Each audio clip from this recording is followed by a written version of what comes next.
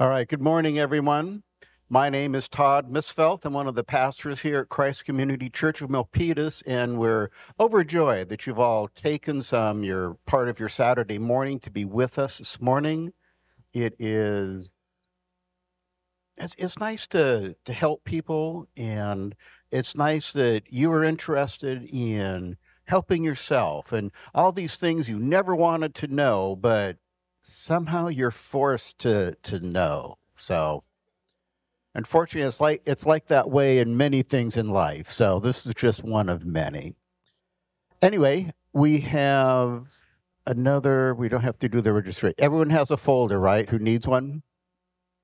Okay, great.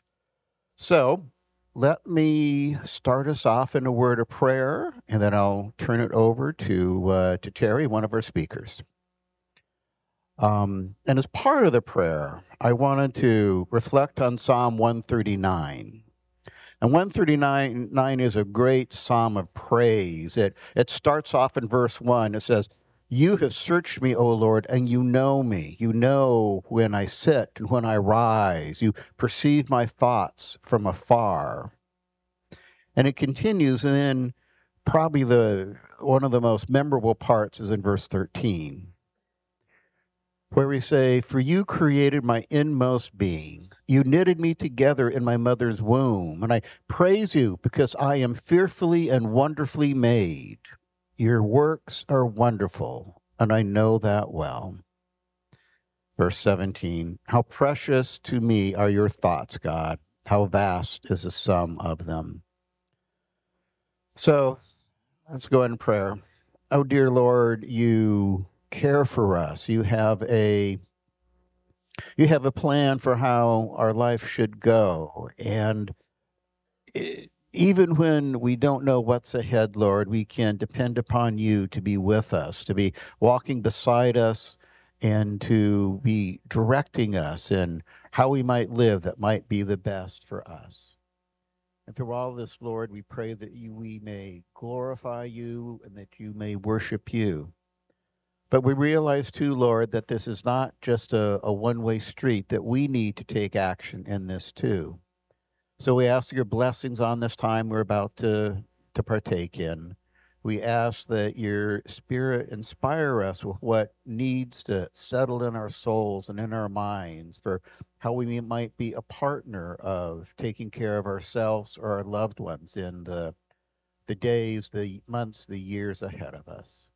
So we ask your blessings on this time, Lord, in the name of your Son, our Savior, our Redeemer, our Lord, Jesus Christ. Amen. All right, I'd like to invite Terry up, who will talk about healthcare. Thank you. Thank you, cheer team and prayer team. Appreciate it very much. Let's see if I can get this together. So I get the first part until 11 o'clock, before 11, and cover health and elder care. And then, why is it not showing? Anyway, he's going to be doing the second part. Thank you, Ron. And it's going to be recorded, so you have a chance to look at it later. And part one was also recorded, and you can look at that. So let's go on to the next slide. So my name is Terry Young. I'm a physical therapist, daughter, friend, caregiver, and a person who's been able to help people in their journeys as they've gone through being terminally ill or end of life, as well as rehabbing them. And one of my inspirations for doing this presentation was my mom. She was a firm believer when she passed away that she would be reunited with her husband and um, and her savior from sin. So she faced death fearlessly.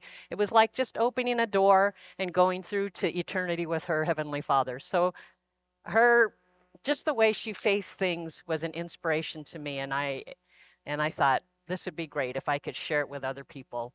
Today we're going to go through Medicare, other medical insurances, and mobility hacks, which is my favorite part as a physical therapist, and some healthcare records, what you want to keep to make things easier for your physician and your health care. Going to the hospital, when you should go, and when you're there, where you can be discharged. We'll also talk about palliative care and hospice, and with some hope in scriptures, some questions and answers, and a survey. So first of all, let's talk about if you are already working or a veteran, then you're going to want to check with your employer for what coverage they have, or the federal government for the vet coverage. If you don't have those services, then you're going to you can look at this website here, coveredcalifornia.com. It is a free website that will connect you to other brand name health insurances and give you a printout or give you a resource of whether you are ready, whether you can qualify for Medi-Cal or other insurances that are the whole gamut: silver, gold, platinum, the whole thing. So Medi-Cal is a no-cost or low-cost health coverage to eligible California residents. And as of January 1st this year, there is no asset requirement or limitation. So you could be a millionaire and still apply and qualify for Medi-Cal. So that's something to consider, because it can be used to supplement Medicare or other insurances. And it has a skilled nursing facility, long-term coverage, and it also gives in-home support service. So family members can be the caregivers and be paid for what they're already doing, which is like grocery shopping or taking parents to their doctor's appointments. Those are all covered by in-home support service caregiving. There's also dental and eye benefits and groceries and things like that. Okay, so the real meat of today, we're going to spend more time on Medicare, because I had, over the last year, had to dig into it, and these are the things that I found out.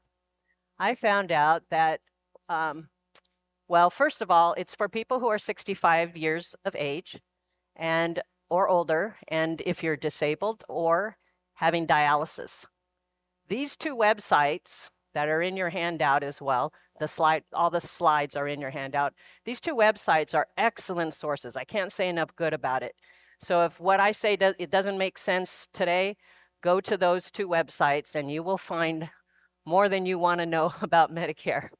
The second site also gives you free, unbiased resources and personal counseling, one-on-one, on the phone, or in person. So use those resources. They're really good. Celeste was good to do most of the photocopying and things you see in your folders was because Celeste copied them. And this one resource that I have up there is in your handout. We only did the first 5 of the 36 pages. But this is a teaser for you, so you'll want to go back to it later. It's found on this MySourceWise website. It's the Medicare Consumer Guide. And you could see from there that you've got 2 major choices of Medicare. One is original, and the other is your Medicare Advantage plan. So if we look at the original part, it is Part A and Part B. And it shows the hospital, that it will cover the hospital and facilities as Part A, and Part B will be your doctors and outpatient and those kind of services. They will pay their portion of what they deem is allowable, and then you are going to pay your deductible, copay, and coinsurance. So if you flip to page 3, you will see a list of what you're responsible to pay for. A lot of things will be a flat rate for the hospital. It also will mean 20% of what the Medicare deems as allowable. So if you don't want to be stuck with that 20% and all these costs that are listed here, you are going to want to get a Medicare supplement insurance. It's also called a Medigap, because there's a pretty big gap. Even though 20% may not sound like a lot, when the hospital bill is thousands of dollars, you're going to appreciate having this Medigap. This source also has, if you flip to page 5, a list of what Medigap different plans cover. So there's the A and B of Medicare plans, but then there's the A and B and a lot of other letters that are under this supplement insurance, which is what private insurance covers. So it'll list, it has listed on the side some of the expenses that you will be responsible for. And then under each plan, it marks off what each of those plans cover. So when you're shopping, you can decide how much coverage you're willing to pay yourself out of pocket versus paying a premium for that particular plan. Okay, the other thing Medicare does not pay for is your drugs. They don't automatically do that. So Part D is what you will need to also subscribe to in order to get Medicare covered, in order to get private insurance and Medicare to cover.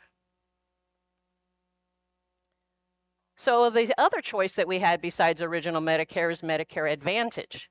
So in Medicare Advantage, that Part A and B is included, and most of the time there's also a Part D that's included in your Medicare Advantage program. This is called a Part C. So alphabets, I know, are all crazy, and it's very easy to get mixed up between the different kinds of A, Bs, and Cs. But this particular C is a medical advantage, and you have two main things under that. You have your HMO and your PPO.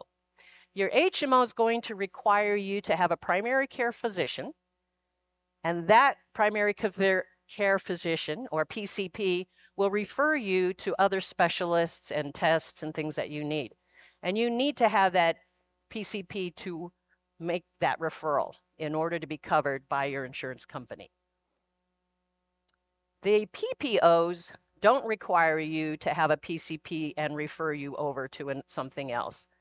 But if you go outside of their network of doctors, you may end up paying a higher fee than if you stay within that medical group that you've contracted with. Okay. So when do you sign up for Medicare? There is an initial enrollment period. When you turn 65, that birthday month is their marker point. So you have 3 months before it and 3 months after it. So for those 7 months, that is called your initial enrollment period. If your birthday is on the first of the month, then everything moves up 1 month. You have 4 months before your birthday month and 2 months afterwards. During that initial enrollment period, you want to sign up for either A and B and Medigap and Medicare Advantage, or also Part D. You cannot be denied for pre-existing conditions during this initial enrollment period. You can be at later enrollments. So take advantage of this one. In California, you can also change insurance on your birthday month. But otherwise, open enrollment period is the time where you're going to get flyers. If you're already past 65, you get inundated with flyers because this is the time that you can change. You're nodding your heads. So that is from October 15th to December 7th. That's the time to change insurances if you want to. General enrollment period is from January 1st to March 31st if you did not get to enroll at the beginning when it was your initial enrollment period. But beware, because you will likely be charged in a late enrollment fee. And the bad thing about this is it's not a one-time fee. It is a fee that lasts for the rest of your Medicare insurance life. So don't miss that date of initial enrollment. If you are employed and have insurance through them and you've passed your 65 years of age, you can be eligible for a special enrollment period, which is within 8 months of when your employment coverage ends. So, things to remember to avoid Medicare mistakes. Fully compare your original Medicare with your Medicare Advantage programs. it will be different. What's best for one person will be different for another person. Let's say you live here in California, but your family lives in Florida or some other state. If you're in a Medicare Advantage program, you're not going to have coverage in those other states. But if you have Original, then wherever state the doctor accepts Medicare, you can get service there. So see what you need. And then a lot of you have employers and you have particular doctors that you like to see. They may not all be in the same Advantage plan program. So you want to ask them, do you take this Medicare Advantage program? Are you in that network? And choose accordingly. And then we talked about the importance to sign up at the right time. And that applies for Part D as well. So a lot of people have drug plans with their employers or some whatever else. But when you stop having coverage, within 63 days, you need to sign up for that Part D. If you do not, you get penalized 1% per month. So 12 months later, you've got 12% penalty. And that penalty keeps adding up for the rest of your Medicare life, or not Medicare life, but, well, yes, Medicare life. So those are some things to be aware of. Also, the nice thing about this Medicare.gov website is that if you go there to help, it will help you to choose and find out what Medicare D plans are available to you. You go to that website and enter all your prescription drugs that you're currently taking, and then it will calculate for you what the cost for the year would be under each of the plans that are offered in the state of California, and add the premium to it so that you have a total cost per company for your drugs. And it's not in your handout, but there is a page in this, if you go to that website, that gives you a list of all the drug companies, what their premiums are, and what the costs are for different tiers. It's very complicated the way they figure out what you have to pay for your medications. So having Medicare.gov do it for you is a terrific resource. Understand your costs and buy Medigap to cover that supplemental part. Okay, moving on a little bit.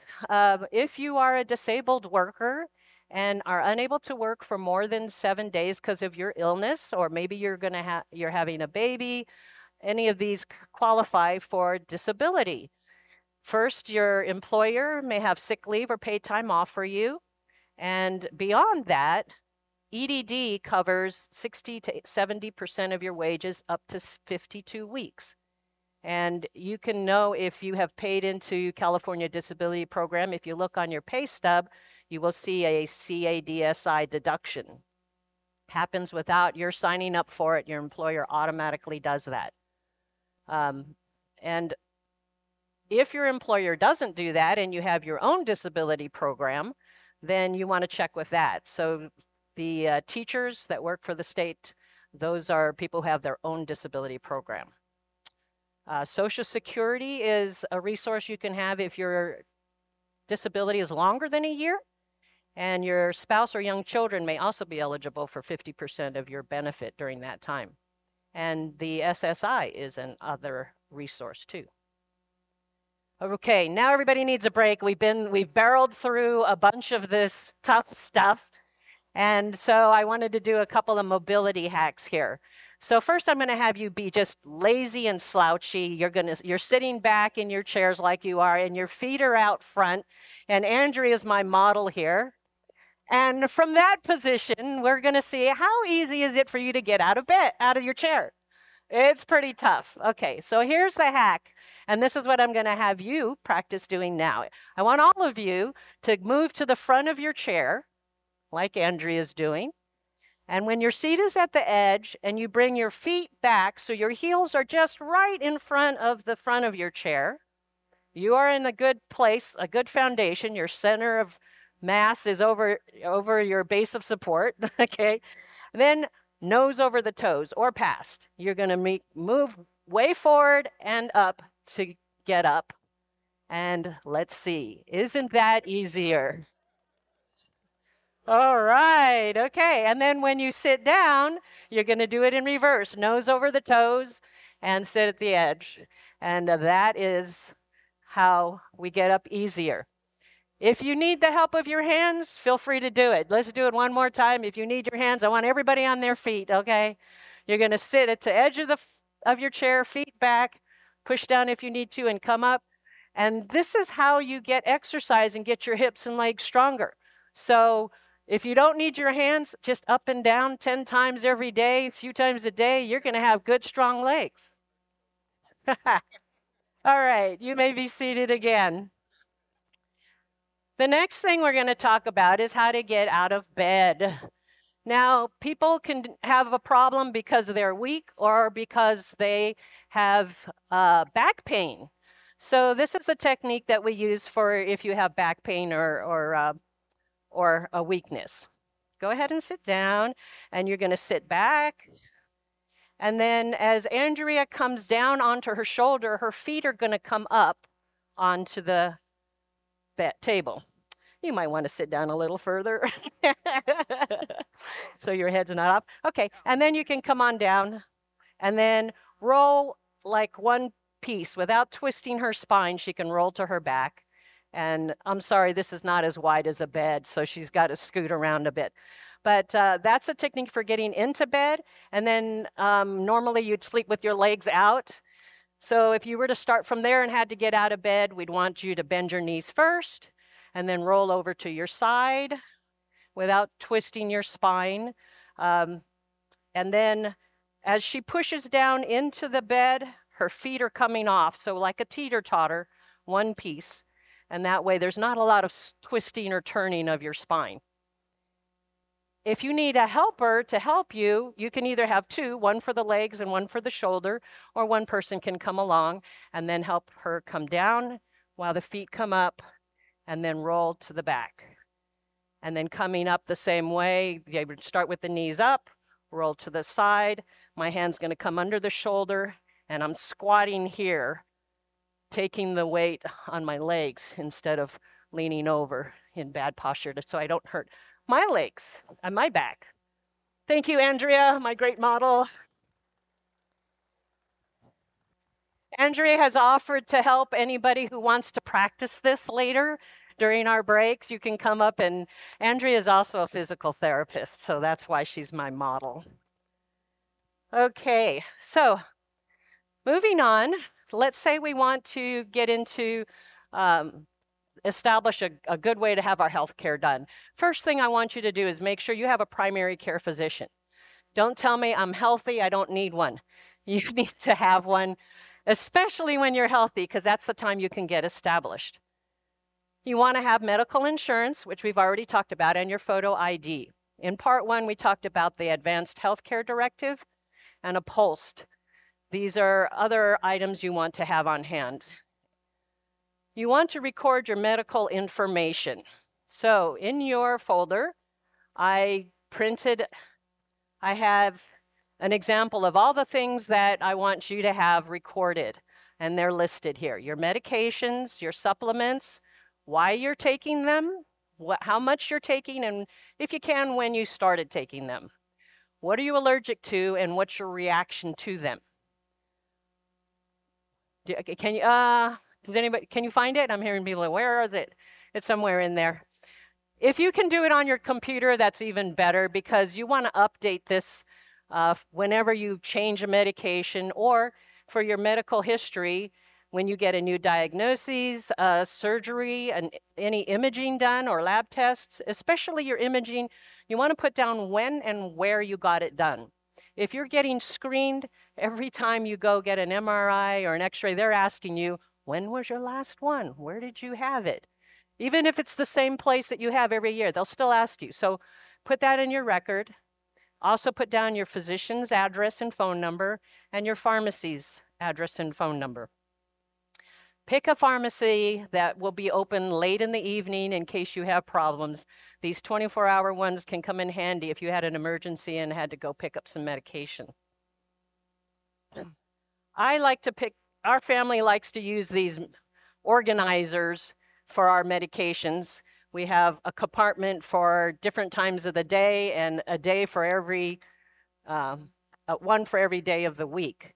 And I made a spreadsheet for you so that if you want to fill in your own medications and then check mark, put an X when you take it during the day, you can tally it up, and when you get to the bottom, you'll know that in the morning I need 2 medications there, and in the evening there should be 3 pills. It's a kind of a double check for you.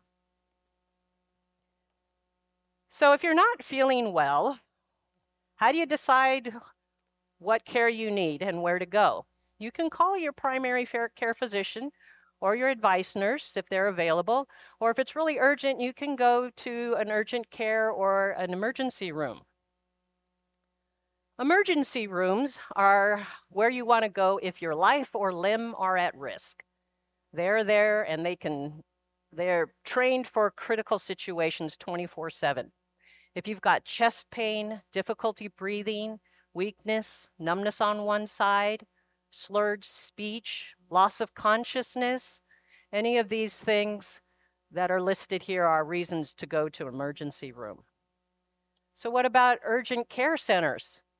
They're where you would go if you can't get an appointment for your doctor within a reasonable time for your condition, but your condition is not as bad as needing to go to an emergency room. Things like sprains or strains or small cuts that require stitches, things that are listed here are some reasons you might want to go to an urgent care center. When do you call 911? Pretty much the same reasons you would go to an emergency room: shortness of breath, difficulty breathing, heart attack, stroke symptoms, life or limb-threatening injuries. So let's look a little closer at what your stroke symptoms would be. The acronym FAST is a good way to remember this. Look at the face, and if one side is droopy, it doesn't look quite like it used to, or you smile and one side doesn't come up, that's a symptom. If you're having leg weakness, you fell in the morning, or you stick out your arms and one arm drifts down, it doesn't quite stay up there like it normally would, that's a symptom. If the speech is beginning to get slurred and it's not enunciating it and it's not coming out just right like it usually does, that slurred speech and inability to repeat a simple phrase, that is a stroke symptom. Time is of an essence. Call 911 and get in there. There are different reasons for strokes. One of them is that you get a clot that is blocking the blood flow to your brain. There's a medication, TPA, that has a 3-hour window. And if you get to the hospital and they use that TPA, it can open up that blockage and let the blood flow come through. If you decide, I'm going to sleep on this, I don't want to go see the doctor, I'm going to sleep on it and maybe after a couple hours I'll feel better, then you'll lose that window, okay? So act fast if you see these things. Heart attacks are another reason to go to the emergency room. Men and women have similar symptoms, and women have other symptoms, extra symptoms. Both may have chest pain or discomfort, shortness of breath, pain or discomfort in the jaw or in the back, the shoulder, and the arm radiating down. The women can feel nauseous, lightheaded, and unusually tired. That can be a heart attack. Now, why would you want to call 911? You could just drive over there, but when you call 911 and the paramedics come, they'll put an EKG on you, get a heart monitor, get your heart rhythm all on their system, and they can transmit to the hospital even before you get there. It's a good reason to call 911. So let's take an example. Should Dad go to the hospital? He fell, he hit his head, he's confused, he's got a headache, one-sided weakness, difficulty speaking. He can't repeat what you say very well. He's got numbness on one side. His face doesn't look normal. One side's a little droopy. He can't swallow very well. When he sticks out his tongue, it goes a little to the side instead of straight out. And his blood pressure's 180/20. What do you think? Yeah. Chest pain, shortness of breath, any of these symptoms. And the more you have, the faster you better call that 911. Okay? So what do you bring to the emergency department? Remember that piece of paper that you filled out with your medications and what you're allergic to? Take that with you. If you didn't have time to write down all of those, take the bottles with you in a bag and bring your medications with you. Bring your advanced healthcare directive, your medical insurance cards, and your photo ID. So let's say Dad got admitted to the hospital. Starting day 1 or 2, the case manager is going to come and already start talking to you about where you're going to discharge to. So here are 6 options, and we're going to go over them as far as what are his options from the hospital. The first option I like to talk about is the ability to go home, and he has a little bit of help at home. He's not too bad. But he needs some rehab, and he needs a little nursing care. So a nurse can come for home health, and so can the physical therapist, occupational therapist, and speech therapist. He can have wound care, and other needs can be attended to at this home health with the home health service. And Medicare and other private insurances cover this. If Dad needs more help than that, and his stroke is something where he could use 3 hours of therapy or more, and he's able to tolerate that much activity, then acute rehab facility is ideal for him. And he will get speech, PTOT, probably 6 days a week at a facility. And Medicare and private insurance will cover that. There is more scrutiny over him going to an acute rehab facility versus the other, which is a nursing home for rehab at a nursing facility. One of the things they look at is, what is his final destination going to be after his rehab? If Mom and Dad are having trouble managing at home before this all happened, and you've been thinking about needing a nursing home anyway, and you figure no matter what, after he's rehabbed, he's going to go to a nursing home, he will not be eligible for acute rehab because they want the destination to be home with help. So if Dad is not tolerating 3 hours of therapy in the hospital, he's had a bad stroke and he just needs time to recover, then the skilled nursing facility is going to be the ideal place for him to get rehab at a slower pace, where they may only see him 3 to 5 days a week, and it won't be for that long of a period each time they see him. Both of these are covered by Medicare and private insurance. What is not covered by Medicare and private insurance is assisted living facilities and long-term care nursing home, the two sides here. The assisted living living facility may have a continuum of care from being independent to needing and having help with activities of daily living, and the other side would be memory care. And those, unfortunately, are out of pocket for the most part. The long-term care acute hospital is used if people are still like ventilator dependent, have a tracheostomy or other complex medical issues, so they still require a hospital situation. Then Medicare and private insurance pay for that. But I think what most of us are more concerned about is the nursing home and whether we have long-term insurance plans for that or not. And unfortunately, Medicare and private insurance companies don't cover that. So that is another avenue to pursue. The one insurance that does cover it is Medi-Cal. So if you qualify, you're in good state. That's a good place to be stuck in there. Okay, so sometimes we are faced with serious illnesses. And what kind of support do we have for that? I'd like to talk a little bit about my mom. This is a picture of my mom and my brother. So my mom actually had two occasions where we used hospice for her. The first occasion was when she had a stroke after surgery. She had told us that she didn't want to have tubes to keep her alive. She was ready to meet Jesus and she didn't want to prolong her life artificially. So the first time we went on hospice was that time because we didn't put a feeding tube in her because that was her wishes. We took her home on hospice.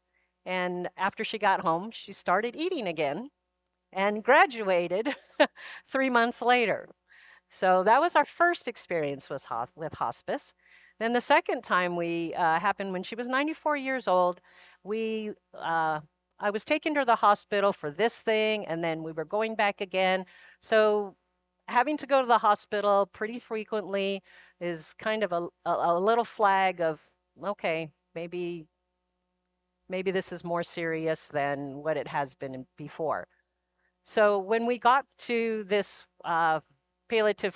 when we got to it this last time, we had a palliative care doctor come and talk to me, and she spent just unlimited time and was so compassionate and supportive. I really appreciated her. And we talked about, should my mom go on hospice and when might that happen? And at that point, I wanted occupational therapy for her and her caregivers when she went home so that they could go over bathroom safety and things like that. So I said, no hospice now. We'll start with home health. And then after she got that training, then we enrolled in hospice. I was able to interview an agency and have the doctor come out and meet with us. He was actually returning from a mission trip. He's a Christian physician, so we hit it off quite well, and I enrolled her in their hospice. And she graduated from that hospice in that she got to go through the door to heaven that time. So I wanted to share a bit of that because we found a lot of support in different ways.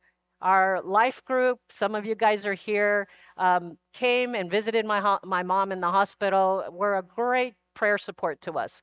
Our church, after you sign in for your attendance, there's a blank that says, do you have any prayer needs? And you type that in. It goes to the pastors, the elders, the deacons, and all of us pray for whatever you put down in that request.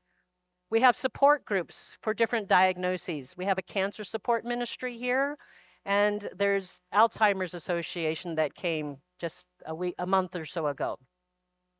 And then there's palliative care, similar to what the doctor provided for me, is open to everyone and typically happens in the hospital. And then there's hospice care. And I would like to say that before I was more familiar with hospice, I don't know if you have this mentality or not, but it's almost a fear that if you talk about it or you say it, maybe death will come sooner. Or maybe you're disrespecting your parent because you're thinking about it. And I would like to say that is not the situation. We'll talk a little more about that. But palliative care and hospice care both work to comfort and relieve symptoms and to give you physical and psychosocial relief support for your whole family, not just the one who's being sick, who has the illness. The difference is palliative care works with you while you're still having treatments, whereas in hospice care, the prognosis is 6 months or less, and it is when you've already exhausted the curative treatment, or the curative treatment is more painful and it worsens your quality of life and you decide you don't want to have any more treatments. So some of the benefits of hospice are that you will get a nurse, aide, social worker, chaplain, volunteers, and doctor to support you. The goal is not to prolong your life, it's to give you the best quality of life for what you have ahead of you. One way they do that is to review your medications and cut unnecessary one. Research shows that hospice actually may increase the longevity of those who are terminally ill. They provide medications for pain relief, anxiety, and other needs. All your medical equipment is provided for you. And you get tips on the phases and stages of your dying and how to make you and your loved one more comfortable and equipped. So how do you choose a hospice agency? I gave you a list that I printed, I got from the medicare.gov website on that one page. And you can enter your zip code for whatever you're looking for. This list is for that's in your folder is for Milpitas and the hospice agencies that serve Milpitas. You can enter whatever zip code you want, and you can also drill down to providers, hospitals, different things there. Anyway, you want to interview as many as you care to and think about what's important to you. Does how fast a nurse come matter to you? You may want to ask how long it takes for them to come if you need them urgently. If English is not your primary language at home, you may ask them if they have staff that speak your language. And how long will a nurse stay with your family at the end? Will they come? The agency I had answered the telephone at 2 a.m., but they didn't offer to come and be with me, which if I knew that another agency would come and actually be with me, I may have chosen a different one. So what's important to you? Ask that. Do they provide respite for your family? Some agencies, the Medicare will cover 5 days of respite at another facility so that family can have a break. Different agencies have different volunteer services. How many times a hospice aide is available to help with bathing and care for your loved one. When you have hospice care, you won't be going back to the hospital. You wouldn't be doing rehab or doing lab tests unless you make special provisions for it. You can always change your mind.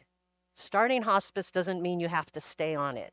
If your dad has such difficulty breathing or something at home and you're not able to control it to your satisfaction, you can go to the hospital. Change your mind. So there's nothing that locks you in. Your nurse will visit you as often as needed, but typically not more than an hour. So another misunderstanding I had is I thought hospice was going to take care of everything. They don't. If they're coming to your house, you have the caregivers at your house taking care, and they're just supporting your caregivers and you. You can also have hospice at a nursing home or certain residential care homes. And you can choose any hospice agency you want, even different from what the hospital may offer you. And you can change after you started it as well, if it's not a good fit for you. Grief support is provided for family members after your loved one has passed as well.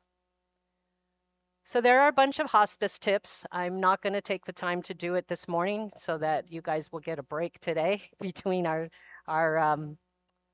sessions. But it's there for you to see. And I also had made a list of, I like tables. They help me visualize what's been done. So this is a medication and care log that I did for my mom. And it has the hospice medications on one side, and then underneath it, some of the activities that I wanted to keep track of. And then there's 24 columns to cover the different hours of the day. So you can put a check mark next to whatever it is that you're keeping track of. And then you can look back, oh, I gave them the medication at this time. It's only been 2 hours, or it's been 10 hours. No wonder they're uncomfortable. And that'll help you to keep track of things. So the note I want to leave on you is what promise Jesus gave to us in John. He says, I am the resurrection and the life. Whoever believes in me, though he die, yet shall he live. And everyone who lives and believes in me shall never die.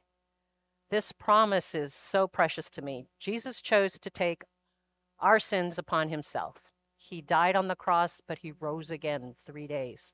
Because of what Jesus did for us, we can choose to believe in him and have eternal life. That's how believers can overcome the great fear and the sting of death. Some other encouraging scriptures I wanted to leave with you is to be able to trade worrying for peace. In Philippians, it says, "Do not be anxious about anything, but in every situation, by prayer and petition with thanksgiving, present your requests to God. And the peace of God, which transcends all understanding, will guard your heart and your minds." Another verse I found really helpful to help be fearless in the presence of, you can be fearless in the presence of God. Psalm 23, "Even though I walk through the darkest valley, I will fear no evil. You are with me. Your rod and your staff, they comfort me." And then the last one is a verse that I found in Revelation about heaven. He will wipe every tear from their eyes, and there will be no more death, no sorrow, or crying, or pain. All these things are gone forever. Revelation 21:4. So with that, I'll conclude my session and make way for the others. I want to thank all of you for coming and sitting through this really tough stuff. I know you wouldn't have signed up to come if you'd known what exactly I was going to talk about. So that's why I just said healthcare.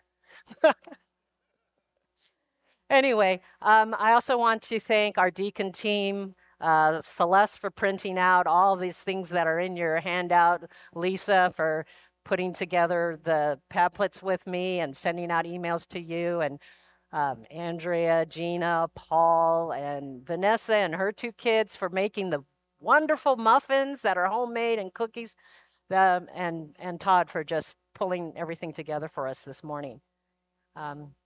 We have a resource table back there, so you will find different things that are for your reference. And we have some people here that I want to introduce you to who can possibly help me with some of the questions you might have in this Q&A. Matthew is my nephew, and he's a hospice nurse. I had him look over my slides and say, "Is this legit stuff?" I have his stamp of approval on it. And Amar is in the back, and she provided all those little handy sanitizers and chapsticks and stuff like that for you. She's also from a hospice agency for you to, if you have questions for her. There is, from our cancer support ministry, is Margaret here? Gina's here, and they head up the cancer support ministry, which is here. It meets monthly here on the last Monday of the month at 12:15 in the Yosemite room. So get in touch with her if you would like that.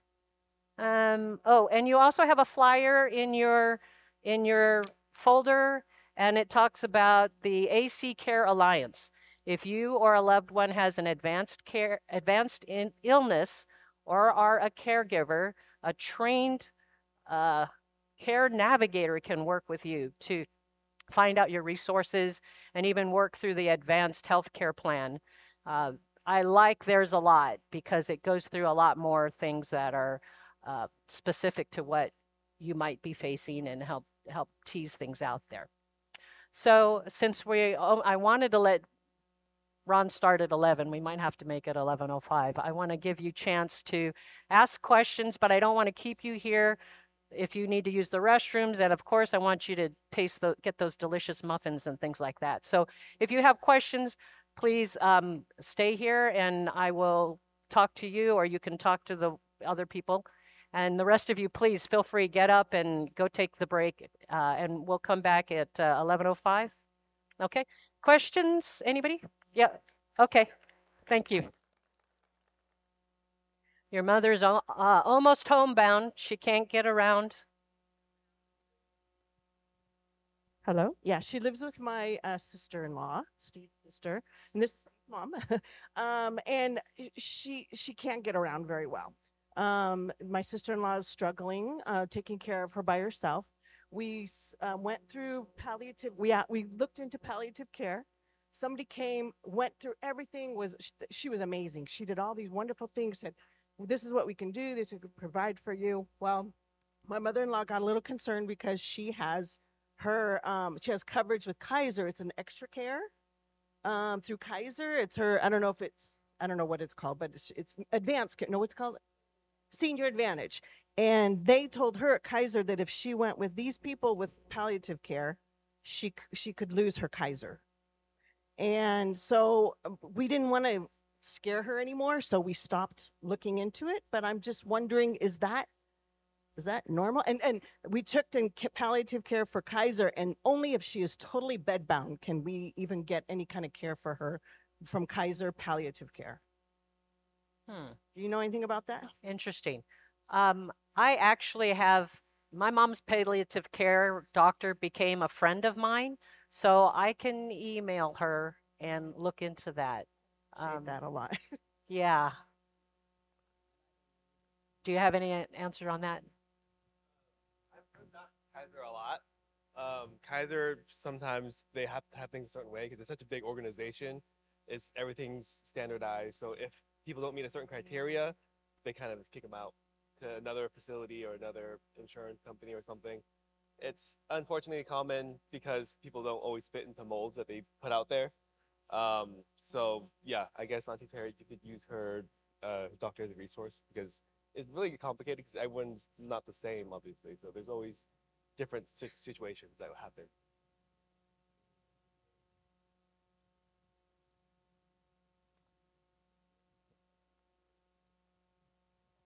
Terry, I just wanted to ask, is the palliative care and hospice cares, are the agencies separate, or can you get like a combined combo, where they can help evaluate you and then you could use one and then it's the same company? Matt, do you? So in my experience, normally Come over here, Matt. Just- Okay. Yeah, so normally the hospital, say, or facility, they would be the one evaluating, and then they would recommend you to hospice care or to some care after that. So normally they're not together. Yeah, they're normally hospice is separate. I think because hospice already is so advanced or broad, they cover so much that they don't really cross paths with palliative care as much. Sometimes there's some crossover for symptom management and stuff like that, but hospice generally operates on its own because Medicare and all that stuff needs to have a clear separation for billing and everything like that. Thank you, Matt.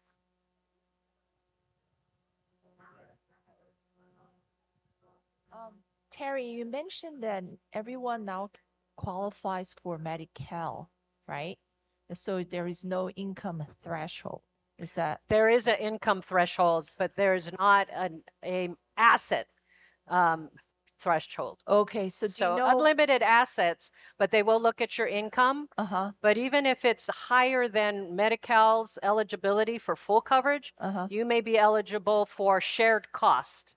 So it's still worth it for you to apply for it, even if you're above it, because shared costs can still be a lot of savings. And how would that play out into like someone who needs long-term care facility, like a nursing home? How would that affect that person be eligible for long-term care through Medi-Cal?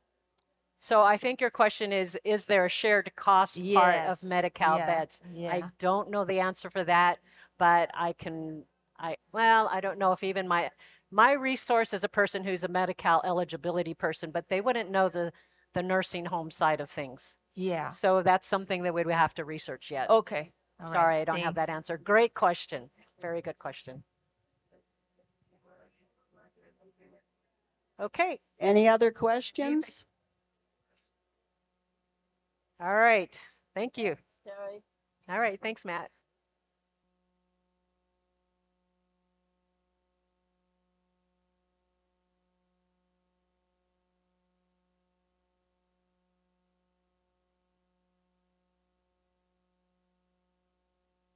All right, everybody.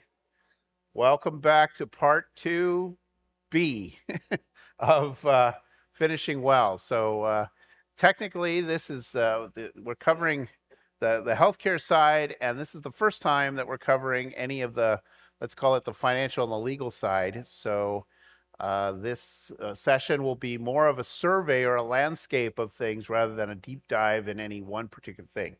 So I did want to warn you ahead of time. And as I said, if you don't have some caffeine, you're going to need it.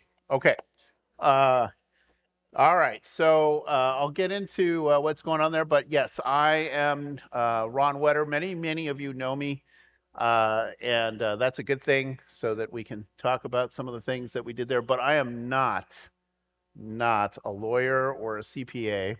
I do work for CPAs, and my dad was a lawyer. How's that for connection? But unlike Terry, I did not bring my panel of experts with me. But as I mentioned up there, many of you know me from FPU, our FPU classes that we've had, or Financial Peace University. And obviously, I've taken some training through there.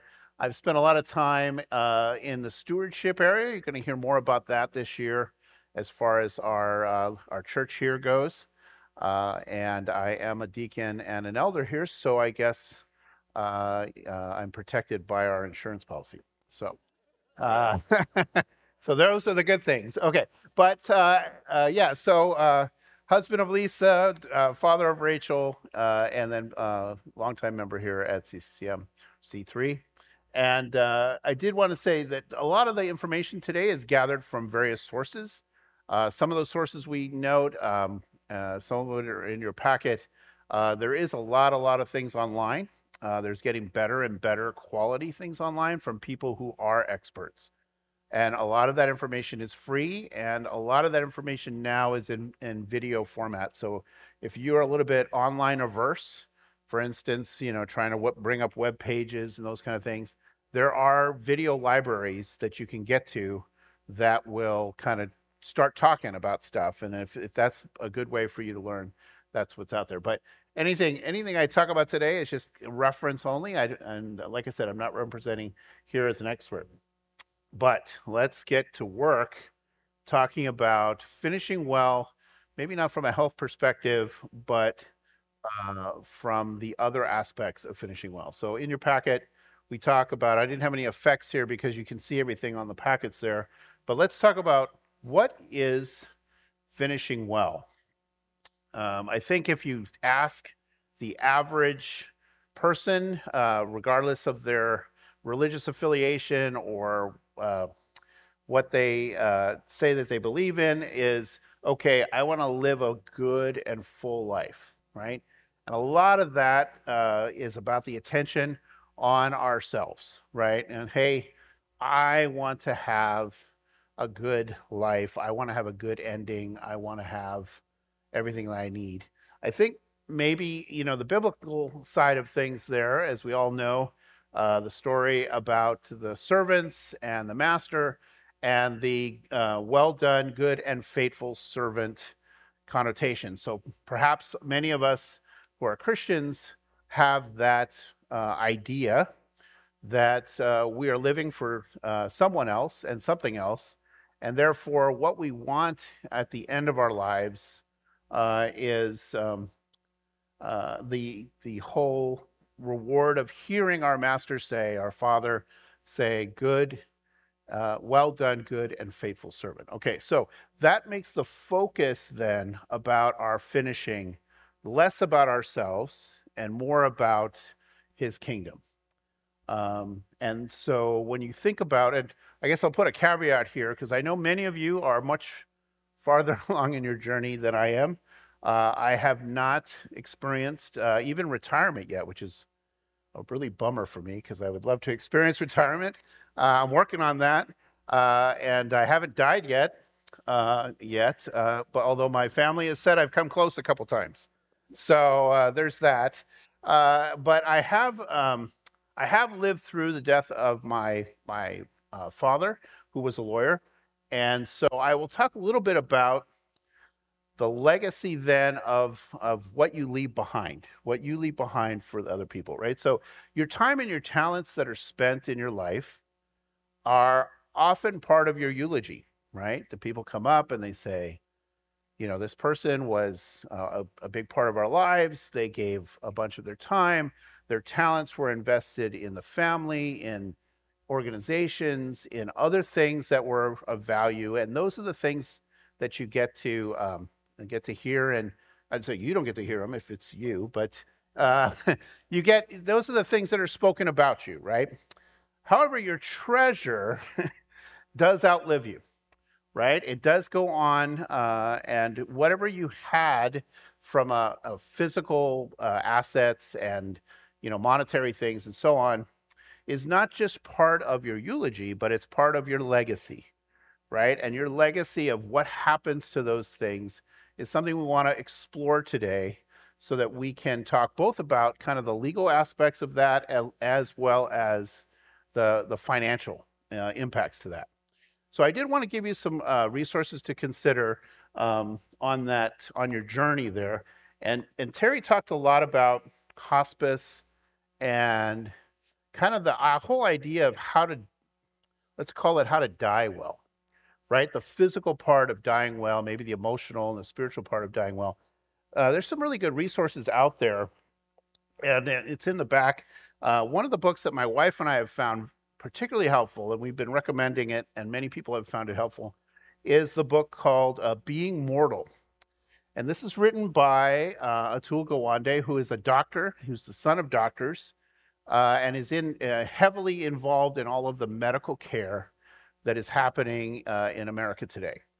And this is actually his second book on his observations on how people go through the medical system at the end of their lives, or at the runway to the end of their lives. And he talks about, and it's a very easy read. He's not a Christian, but his observations are very insightful about how the limitations, well, first of all, about the stance of the medical industry. And again, it's not a good versus evil scenario, but it's more about what the medical profession is trying to do, which, summing up in a colloquial term, they're trying to fix problems, right? They're trying to get you healed of whatever problem you bring to them. And sometimes they don't find it. And when they find it, they're trying to do that, as opposed to your quality of life at the end of your life.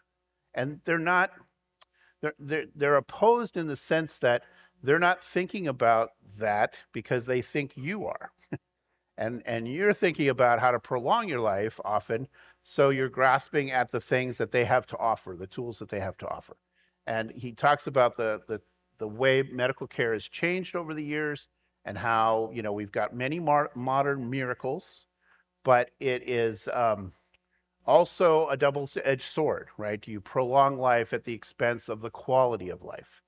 And so he wrestles with that, and he gives you some very good tools to think about and some questions to think about. So we highly recommend this book, and it's written.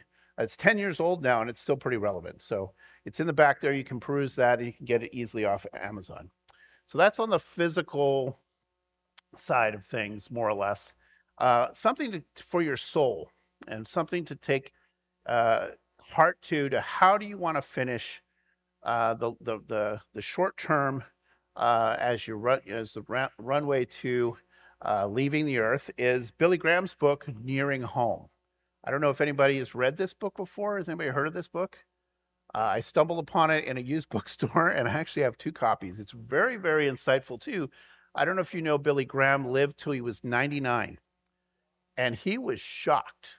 He was actually shocked. He had so much ailments, back stuff, things about his body, and all the wear and tear of all the years of travel that he did going through his ministry.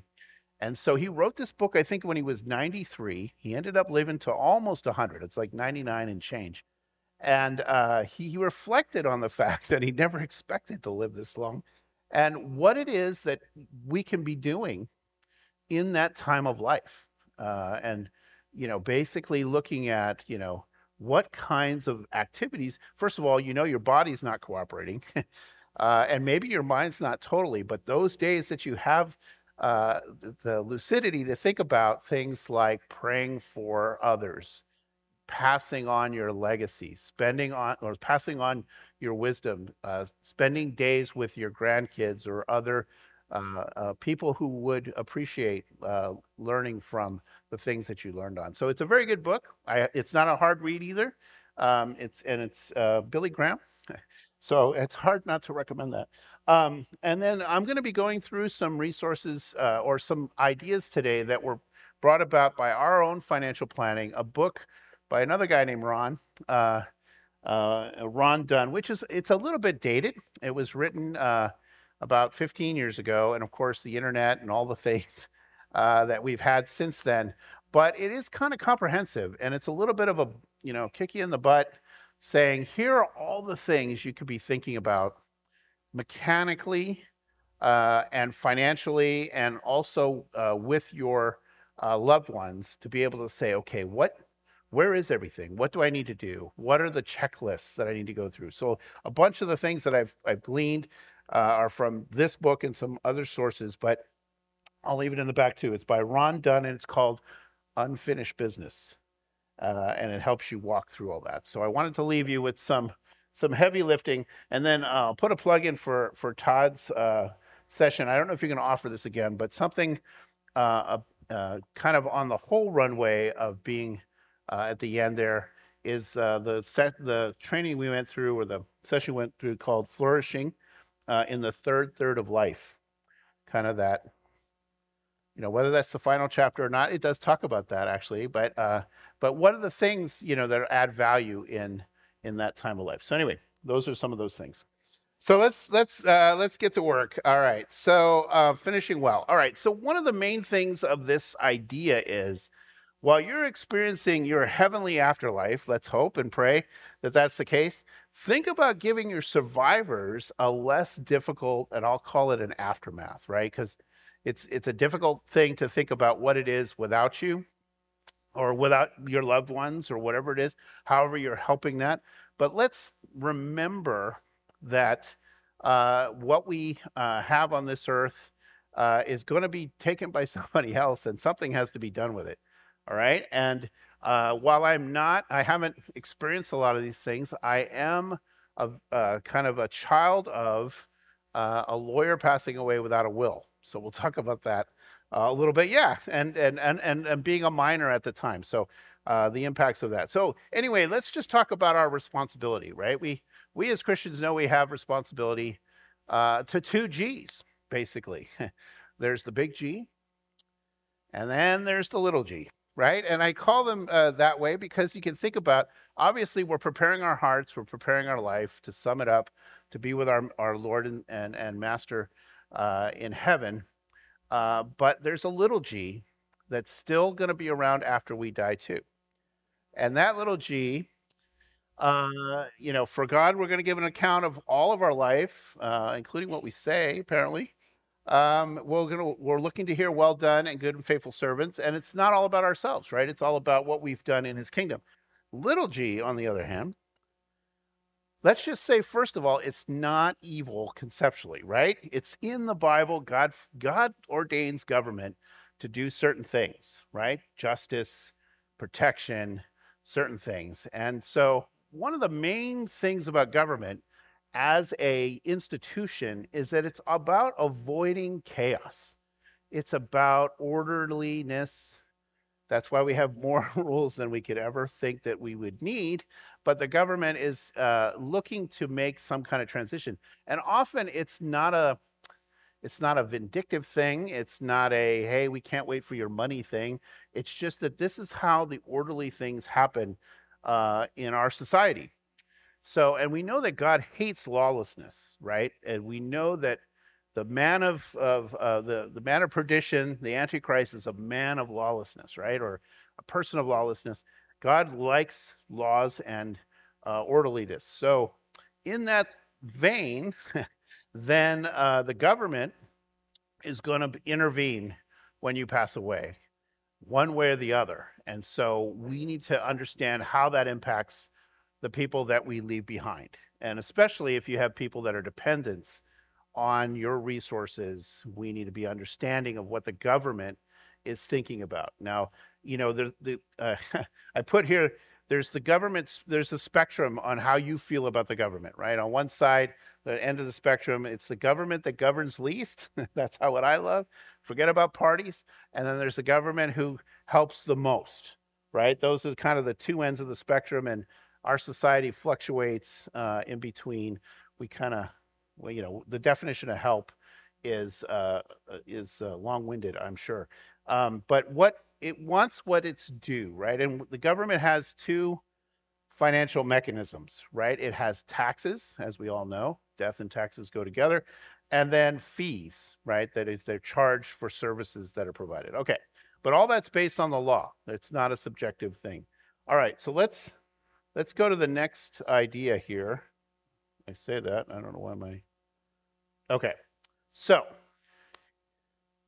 here's the tough part about everybody in this room is that everybody's circumstances are unique, totally unique. Even if you fill out a form and I fill out a form, it's going to be different answers potentially, and it's going to have different impacts. So philosophically, you can go out and, some of us here are very good about gathering information and learning ourselves and educating to the point where we can make those decisions. Frankly, it's such a huge set of knowledge that you would need in order to apply down to your own circumstance. The reality is, for many of us, we need a team. And the team that we talk about needing is basically someone who can navigate the law, right, which is an estate attorney, someone who can navigate taxes, because that's not your estate attorney. Even though they can tell you what the law is about taxes, they can't figure out what tax you might pay upon your settlement of your affairs. And then if you really want to plan, if you really want to see kind of options and say, well, what if I did this? What if I did that? That's a financial planner. And they all kind of come with their different acronyms, right? So the CPAs, certified public accountants, who I work for, they're the ones that are responsible to the government for the correct calculation of taxes. So if you're looking for somebody really to navigate what you owe in taxes, either now or after you die, they're the right people to see. If you're really looking for somebody to gather your estate in a legal way, that's estate attorneys. Okay, so here's the main concepts, right? You don't want to prepare for the crisis while you're in it, right? And that's coming back to my circumstance. So my dad was a lawyer, but there are 5 of us kids. My parents were divorced, and my dad passed away when I was 16, no will. So little G steps in and they start making decisions. And they didn't make decisions like, antagonistic. They said, well, the good news is they said, hey, we want to make, the law says we're taking care of not just the kids, but also my mom, who was divorced. And so the estate got split in 2. Wonderful. Now then she had 5 minors that had to be managed until we were all adults. And then once we were adults, the law said, well, we had to sign papers and we had to make decisions and we had to decide what to do with the estate that my dad left, which was not a lot, but it was enough. And that started a chain of events to this day, almost 50 years later, sorry to say, that we're still in an arrangement, an agreement that is impacting our family, not in a negative way necessarily, but it's just still living. It's still impacting us that many years later, right? So you don't want to be like kind of making things up when you're you're in a crisis, when you're stressed, when you're in mourning and grieving, right? So there's going to be some key questions that you're going to want to deal with, and we're going to talk a little bit about those, and then you're going to want to determine what really is important to you. Who is important to you, right? And then why are you going to spend all this effort to do this, right? And we have that good and faithful servant scenario that we are shooting towards, right? So let's take a look then at what some of the things are that we want to do. All right, literally the first thing on the list is the hardest thing to do. It's the communication. Being able to talk, back to what Terry was saying, I mean, talk about hospice is hard. Talking about dying to a loved one who may be closer than you are is also very hard, right? It's very difficult to actually broach the subject of, okay, what happens when you're not here? But for many of you women, that's a reality. It's, I think the way that the stats work, last one I saw from 2022, it's 72% of women will outlive their spouse or significant other, right? And so they will be the ones dealing with a lot of things, who often, not all the time, handles the financial things. Gonna say, well, I do it for our house, and a lot of times it's us men who do, and it doesn't have to be. And I, praise God if it works a different way in your household. But the reality is, and my wife, we just talk about this, and every time I travel, right, what happens? If something happens and I'm not around, will my wife know where to go, know what to do, and know who to call? Right. And so we have some responsibility there. So anyway, and then, what are the different people that will be impacted? I have a teenage daughter who we hope will spend time in higher education, hopefully for a lot of scholarships, but otherwise, otherwise might need some help, right? And so I care about that. And then I also care about, my mom who is still living, and I also care about, different other responsibilities that I have, and of course, people outside our immediate family. So then, all right, so what can you do? What is the number one thing that you can do that doesn't cost you anything? And it's the organization. It doesn't cost you anything to sit down and organize where things are, how many things you have, and go through all of the different things that you're doing. And, if you've spent your life accumulating, and you're in your let's call it your third chapter, it's time maybe to stop having a large landscape of things going on, okay? And bring it down to less things. And so for us, the first thing our financial planner told us a year ago was, okay, Mr. Mastermind, actually he didn't say that, but, I was doing my own little financial thing, and I realized, it's time that I had a professional do my thing. And so the first thing he said was, okay, let's get your accounts into one, not one account necessarily, but in one place. And so our place happens to be Fidelity. It's not magical, but it's a good place for a lot of things. They have a lot of information. They do a lot of good things, and they don't charge a lot of money for it. So Fidelity's one, Schwab. There are plenty of other places to do that, but let's first, simplify the finances so that when someone else takes over who's not as familiar, that person can actually navigate that without having to, find 50 different statements and all that kind of stuff. Declutter, it's a thing now, right? It's like a movement. So, and my wife and I talk about this a lot because we think, once our daughter is off to her next chapter in life, hopefully well funded, that we will then sell our house that is, tri-level, 4-bedroom, and move to something more manageable for our future.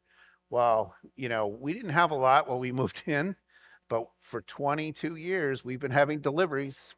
Those Amazon people and the furniture trucks and the, right? Don Chin has delivered stuff to my house. And so he's decluttered, and then of course now I've cluttered up. But all that to say, decluttering is a thing, because I have heard more than a few of my my colleagues and friends have to deal with the passing of their final parent and go into that house, and it's basically a shovel maneuver, right? I mean, there's valuable things for sure buried underneath many unvaluable things or whatever, unrelevant things. So decluttering is a thing. Again, doesn't cost you anything. It's kind of the free part of your estate planning. And then also, if you have a financial footprint that is beyond, more than just a few things, you want to also simplify that. So, we talk about your income, right? So let's say in retirement, you've got your retirement income coming from Social Security, the government. You maybe have it coming from a company. You've got your investments that are out there. You may have real estate that is driving rents and things like that. And then if you're past a certain age, you're going to have to deal with RMDs, right? Which is the required minimum distributions of your retirement accounts that you have so faithfully stocked over the years, right? Your 401k, your IRA, those kind of things, you have stocked them up so that you have money. And then the government, of course, you have to manage, how to take that out for tax purposes. So you have to think about too, maybe you don't want to have all that coming at you all at the same time later in life, right? So there was a time for that. Maybe as you get closer, things need to get simpler, I guess is the point. And then same with expenses, right? To kind of declutter your automatic deductions, your cable, your phone, all of the different things. Figure out, and there's ways, to kind of consolidate those things down so that, and then set it up in your accounts so that if something happens to you, somebody has a couple of months to figure out what your landscape is, right? Or what your actual payments and stuff are. You don't want your mortgage, let's say you have a mortgage payment, you don't want that to stop just because you're not around, right? Just because you're not writing checks, those of us who still write checks, or push money out of our accounts. We want to have things set up so that we can glide out of the earth and things will still work until somebody has a chance to catch up, right? This is another thing on the inventory side. So everybody's kind of familiar with like taking inventory around your house, let's say, right? I got this much stuff in the living room and I've got stuff in the kitchen and, oh Lord, don't open the garage, right? Or whatever it is, right? I got stuff. So there's that. But there are lots of other things that you have scattered in your world that you may want to account for. I got stuff stuck in my office. We got things stuck in offsite storage. We've got all different things out there. So literally just getting it down. And for those of you who want to do pen and paper, great. For those of us who are more electronically inclined, putting it in Excel at least, great. But getting that list together so that you actually know what you have. And then, part of the declutter is, okay, do I really need 1,000 books, right? I need only 800, I'm pretty sure. But what do we do with the extra stuff that we have? And then the big thing today is, and this is probably where the book kind of a little out of date, we have virtual assets. We have virtual assets literally in accounts and stuff, but we have our reputation in LinkedIn. We have our social connections in Facebook or wherever it is these days. We have passwords for everything, right? And some of those passwords, we're so proud of ourselves, right? We got the catchphrase with the extra number and the thing, like the @ sign. I mean, we have a scheme. So I'm just saying right now, so that we can, it's not random passwords, but it's not the same password. So anyway, we're all proud of ourselves in our current electronic footprint, perhaps, or daunted, one or the other. But if we have to turn that over to somebody to figure out, actually, I had a friend pass away in Hawaii a few months ago, and his family was able to take over his Facebook account and communicate with his whole network about what is happening and be able to take the memorial service so that people can know what the information is and then stream it online and all of that. Well, that would have been pretty difficult if there wasn't a plan for that, right? So take an inventory of your virtual life, get your passwords in a scheme, and if you're worried, like, hey, they tell you don't ever write down your password, and then you have memory problems when you're older. How does that work? It's like, hey, so what you can do, and what we do is we have our passwords and we have a scheme, of course, but we replace one of the key parts of the scheme with something that we know. I call it, for my wife's passwords, it says wife, and then it has the rest of the thing, and then another one might say one of our key words. And we just stick it in there so that if you actually read it without knowing, you could type all you want, nothing would happen. But if one of us who knows what the phrase is or what the thing is, oh, wife, that means this, and we just place that in. So there are ways that you can kind of trick and help yourself, or trick to help yourself, that aren't so blatant, like somebody comes in and they, there's a big sign on the file cabinet door that says passwords are here, and then pull it out and they go, okay. And then just have a plan. Write that down as part of the rest of your plan, which we're going to get to now. And then the other thing I would say, one of the things that would be helpful, and I know Celeste talked about some things in part one, as part of the memorial and so on. I would take an inventory of your social network. Keep track of your spouse's family, that would want to know if something happened to your spouse. Keep track of the people in your circles, in your work circles or your retirement circles or whatever. Write those down, get their email addresses, get their phone numbers, so that you can notify them, right? Or somebody can notify them that you've gone. I mean, half the time there's people that the virtual accounts live on and you never knew that they passed because no one had the password to get in to say, hey, my dad's passed away or whatever. And so there's no way to know. And then, you find out 2 years later that you could have been part of the exit had, the notification been out there. So take an inventory of the social side of things. Okay. I want to belabor that. Okay. And then, all right. So now, okay. So let's talk about the documentation. You have to gather. Again, this is all free. I haven't even gotten to the, the paid stuff yet, right? This is all free. Get your important documents together in a place where you agree are going to be. And then make copies of those important documents and put them in another place where somebody else can get to. Because, and I say to somebody else, we'll talk about, survivors, trustees, and all that kind of stuff in a minute.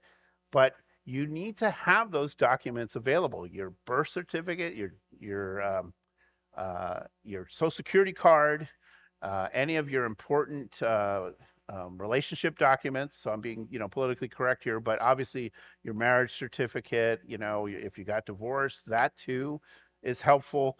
Any of the things, and actually this book, Unfinished Business, has a whole list of everything that, and they have paper forms, by the way. So if you bought this book and you were electronically challenged, you might have to buy it electronically through Amazon or whatever. But once you got it, you can rip the paper, the forms out, and you can fill them out yourself. So that's handy for those, again, electronically challenged. So then, make sure you know where to put it, right? And so we have a binder or a folder with all that stuff in. We make copies of our, like annually, and this is, gotta get on the, I make copies of our insurance policies, our account statements, our any of our major pieces of financial information, so that they're in that binder. So remember too that the internet is a wonderful thing. We call it the cloud now, right? The cloud is great until there's rain in the cloud. If there's rain in the cloud, right, and you can't get to the cloud, well, if that's your whole strategy, that could be a problem, right? If you need to go. Now that we saw in COVID, some of us were during the fires, right? We had evacuation stuff, maybe not a lot here, but we actually were close to people along Berryessa and close to where that big fire thing was going. And I think some of the people in our church had to evacuate overnight because they didn't know if it was coming over or what. And so if you have to run out of the house, what are you going to grab? And do you know where it is to grab, right? And I'm not a prepper, although I kind of have some tendencies, right, dear? And so we think about how to get out of the house with what you need to go, right? Load up the car, right? And what if you take both cars? Well, do both of you have a copy of the important documents in case you get split up, right? Or however that goes. So again, then think about disaster too, in the sense that if my house were to burn down and all this preparation, what happens to those things that I prepared, right? They burn up. Also, think about too, the people who need to do the administration of your estate afterwards. Do they have access to the documents? And in my case, my family all lives in Hawaii, which I know is a terrible thought. But if something were to happen here to us in California, the big earthquake, our house burned down or whatever, and we were incapacitated or whatever, how would they get the documents? So we have a lockbox in Hawaii where my brother and my brothers have the key. And if something happens to us, they can go to that lockbox and it has a copy of these things so that you can go. They can just go, oh, you know, they heard bad things about California. I guess we better open up the lockbox and figure out what we need to do, right? So those are the kinds of planning scenarios that you want to think about. Okay. All right.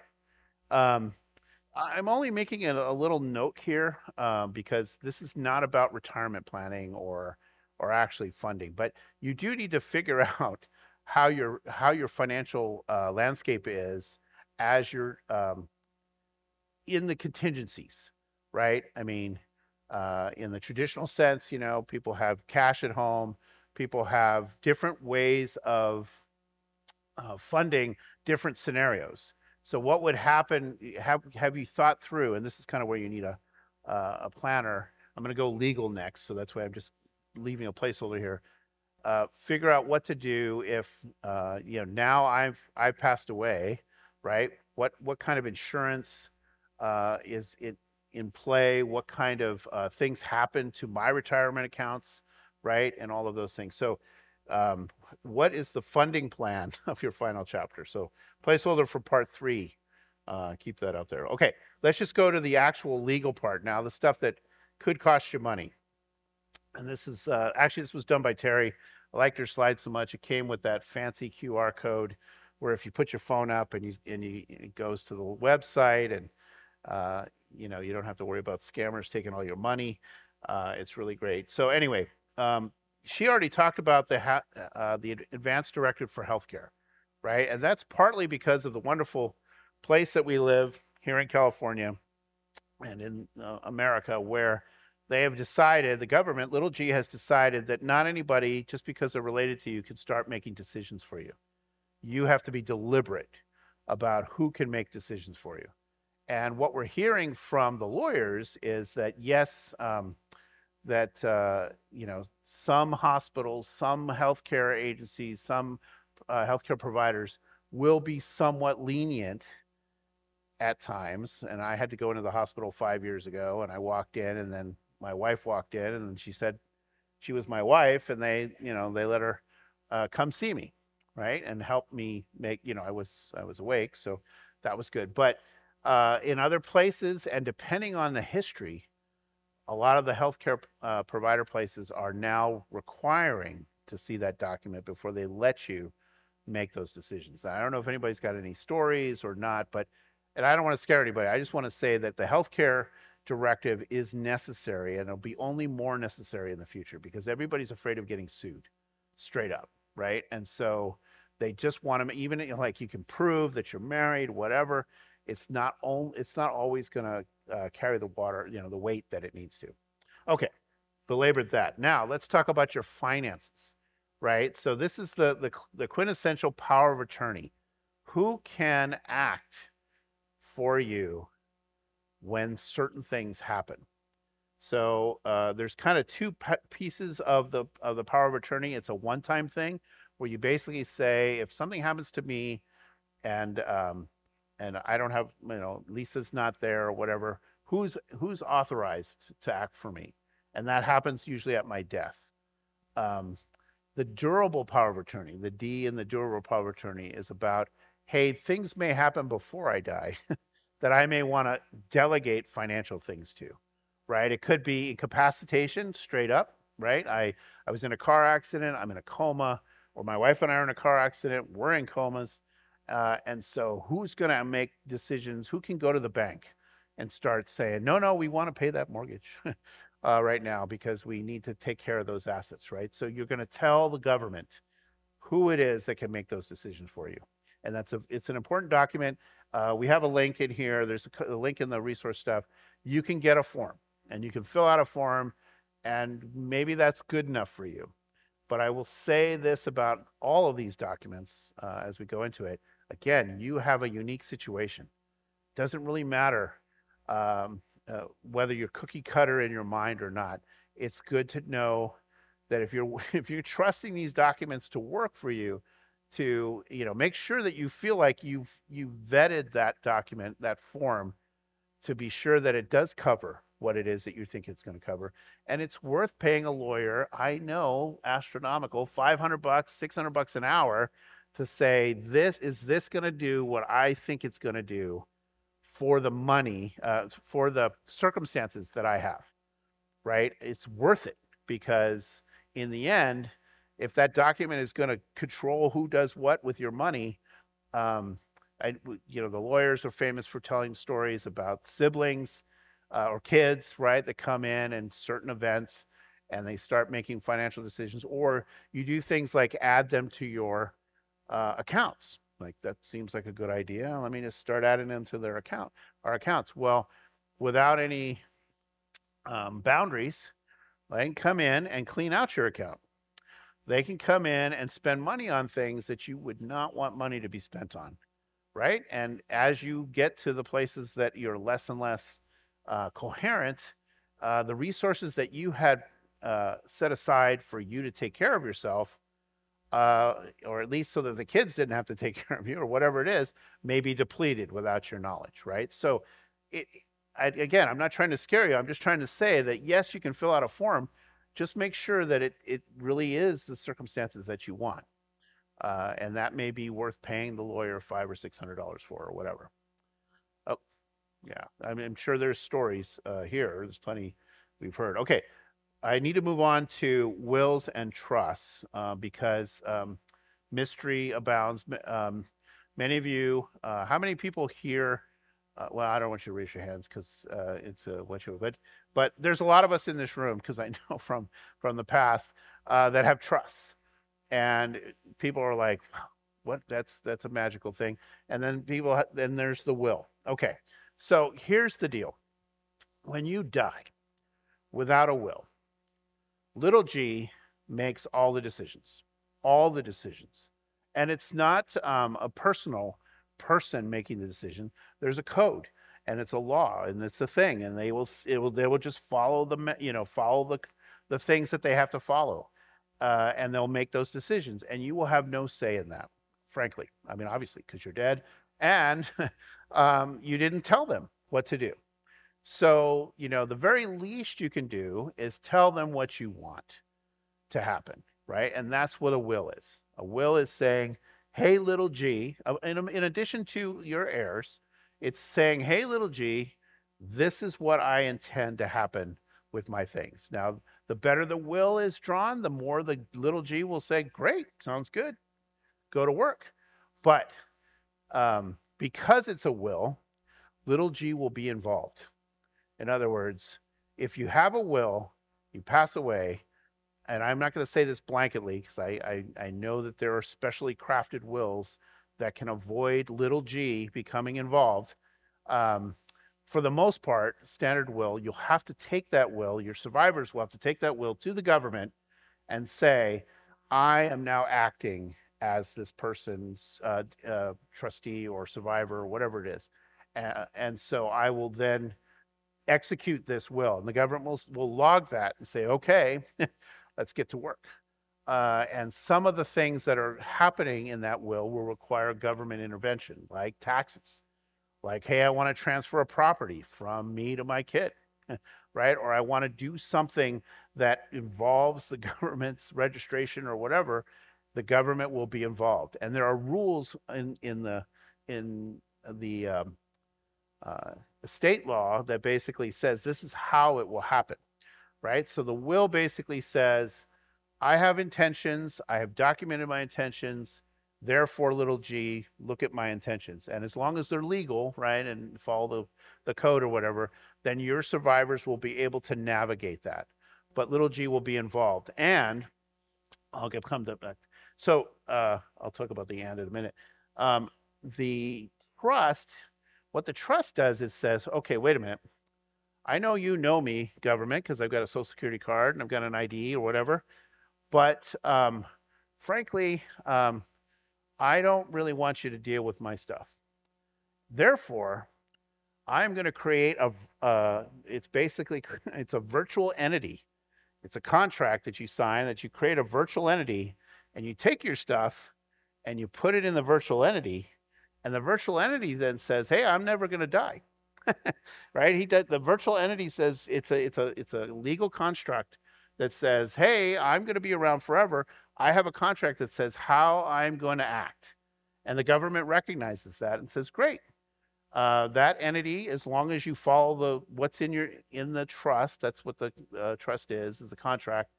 As long as you follow what's in there, and that's legal, right? You can't, although there's some contention that you can put something in the trust, it's not technically legal, but as long as the two are in harmony, then the government doesn't need to pay any attention. Little g is out of your business. So what a trust does then is allow you to put all of your stuff, your financial assets, your physical assets, whatever it is, into the trust. And then the nice thing about, I guess I'm getting ahead of myself.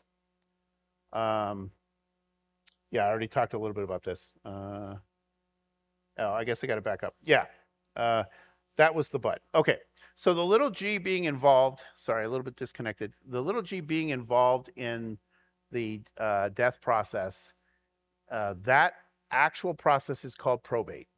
Okay, that's the government's term for taking your will or your lack of your will and finalizing your estate, right? And it's state by state, so the rules are not universal. They do have a state inflection by that. It's, settle all your accounts with the living. I give you kind of a list of everything that probate does. It transfers any titles, right? The process to transfer the titles is in there. So you settle the accounts with the living. You make anything right with for the descendant.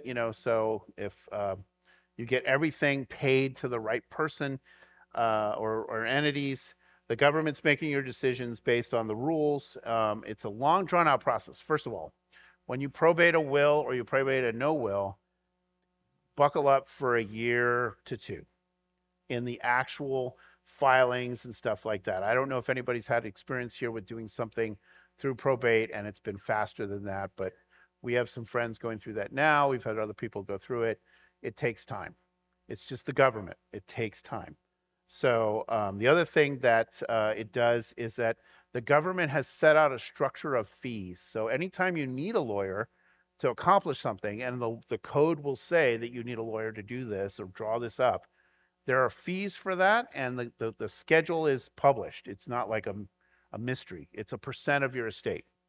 And then it's a public process. When you file a will or to probate it, it can be searched and it can be found publicly. I haven't actually tried that, but it's technically true. So it's not a private matter scenario. So that's the government's process of probate, of probating a will or a lack of a will. Okay. So then why would I go to the trouble of creating a virtual entity and sticking my stuff in it, right? There's a bunch of reasons. First of all, it handles all the transfer of assets without necessarily needing an attorney to do that. Depends on the asset, depends on what you're doing. But for the most part, it tells the trust can manage all of the assets, and the trustee can make those decisions according to what's in the trust as far as the contract goes. All of your wishes can be laid out. So not just what happens to your assets, but what happens to your, other things that you've got. We're going to talk about that. What happens if you have minor children or minor responsibility that you're over, for it could be grandchildren if you're a guardian. There's no government oversight. In other words, you don't have to make it public. So all of that stuff stays private. If you have special needs in your family, whether it's, dependents or loved ones, you can make special provisions in there so that what you give as part of that as part of your estate does not impact their governmental aid. One of the things we had to do with Lisa's mom as she was in Medi-Cal in a nursing home is we had to make sure that if we died, we didn't land a whole bunch of money on her for her care.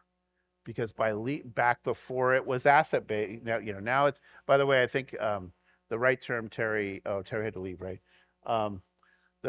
It's no longer asset based, but it is income based. So you might want to, when you're doing a Medi-Cal, you have to, it's not like a panacea that everybody can sign up. There is an income scenario there. But all that to say that if you have special needs, dependents, or people you want to leave money to, that needs to be done correctly so that they no longer, all of a sudden find themselves no longer qualifying for aid that they're already on, right? Or whatever it is. So the trust can do that. And then there's no probate, as I mentioned to that. But when would you think, like, I have to have a trust versus a will? The general guidelines are, once your estate is above 184,500, I don't know where they got that. I would have said about 200, but once you have more money than that, then more assets that you're leaving, you may want to think about a trust. It's not necessarily compelling on that thing alone, but then the next one is, like, if your parents have minor kids, a will can be crafted to have your wishes for that, but a trust gives you the mechanism to have, for instance, one person handling the care of your minor and another person handling the finances. The other thing we'll talk about briefly is you don't want to land a bunch of money on your 18-year-old kid, right? Or whatever it is when you die. So you can put all that stuff in there. If you have real estate and you need to transfer title, it's tricky. It's not like it depends on how you got it. It depends what the cost basis is. It depends on whether or not your kid wants to live in it or not. I mean, there's so many things now. Prop 19 and all of that has come in. The trust just avoids a lot of extra steps where you can just go in and protect it. Okay, here's just a little bit of a, I put this in your schedule, in your packet, just a calculation of the fees for probating a will. Now, it doesn't have to be this in the sense that it just depends on the property or whatever, but you can easily see where you could spend tens of thousands of dollars getting a will probated versus, hey, a trust. Yes, it costs $5K, maybe more. Probably $5K is probably a good number. But spending the $5K, you could avoid a lot of these kind of fees. That's the caveat with the trust. Okay, I'm moving along because I know that my time is short, which is very apropos for this whole topic. Okay. All right. So yeah, so a trust will, and I'm not going to get into all the details of trust. The trust can be either revocable or irrevocable. Most of us have revocable trust because we want to be able to make decisions in our life while we're living and fully aware about where the assets are. And it's a very flexible document. The trick of the trust is you need to put things in it. Like, you got to put the title of your house in it. You got to put your bank accounts in it. You've got to put things in the trust. And then things you can't put in it are like your retirement funds and some of your investments. So you need to have the ability to say, when I die, I want to move those things into the trust. And that's what's called a pour over will. And that's in your document there. But what we are hearing from the state attorneys beyond the legal trust things is that most of let's say many of the contentiousness of estates is actually not about the actual legal components. It's about all the sentimental things that we have that our kids, who today could care less about, probably, right? Until you die, and then it's like, oh, that's I have a bean pot when I call, baked beans, right? I mean, when my dad passed away, there was a lot of different paraphernalia that goes along with that era in our family.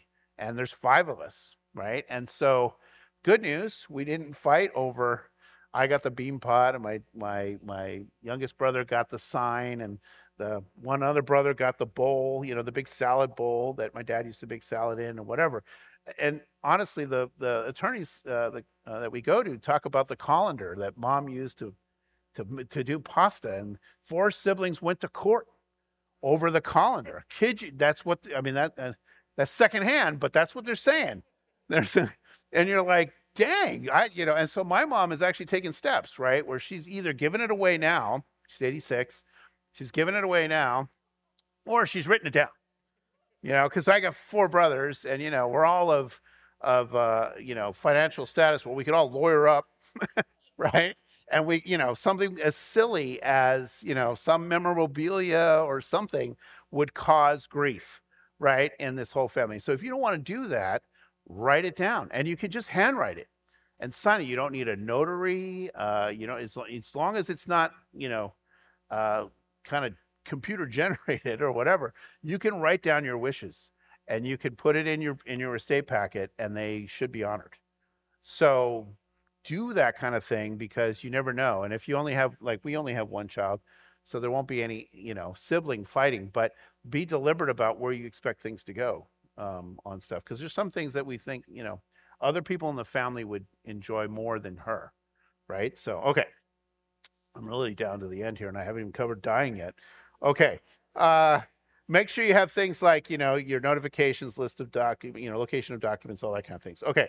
Let's get into things you want to protect against in getting your affairs in order. First of all, you want to protect against ignorance.